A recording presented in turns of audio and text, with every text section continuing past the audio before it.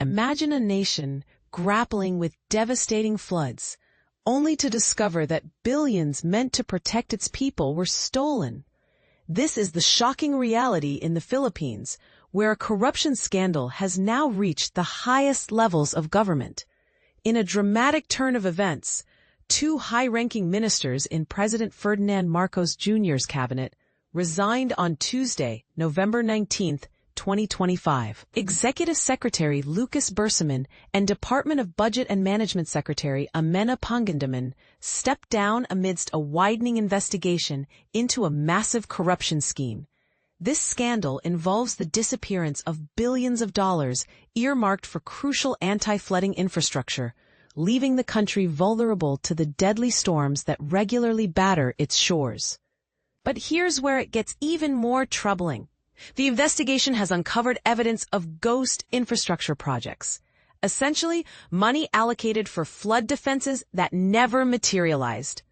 This means that while communities were left exposed to the ravages of nature, corrupt officials were lining their pockets with public funds. According to Claire Castro, a press officer at the presidential palace, the ministers resigned in recognition of the responsibility to allow the administration to address the matter appropriately.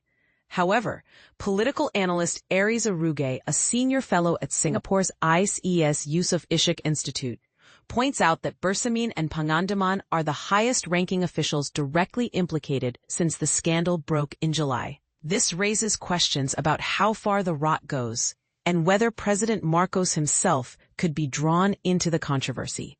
And this is the part most people miss. While Marcos Jr. has so far managed to distance himself from the scandal, Aruge warns that this could change at any moment.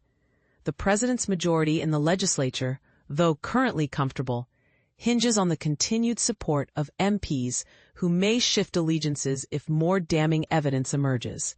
Adding fuel to the fire, politician Zaldi Co., currently outside the Philippines, has alleged that Marcos himself directed him to allocate $1.7 billion to dubious public works during his tenure on an appropriations committee.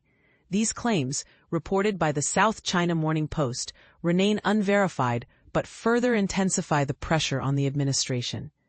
The scandal has sparked widespread outrage, culminating in a massive protest in Manila on Sunday that drew a staggering 500,000 people. The Philippines, a country all too familiar with the devastating impact of typhoons and tropical storms, is now confronting a crisis of trust in its government's ability to protect its citizens.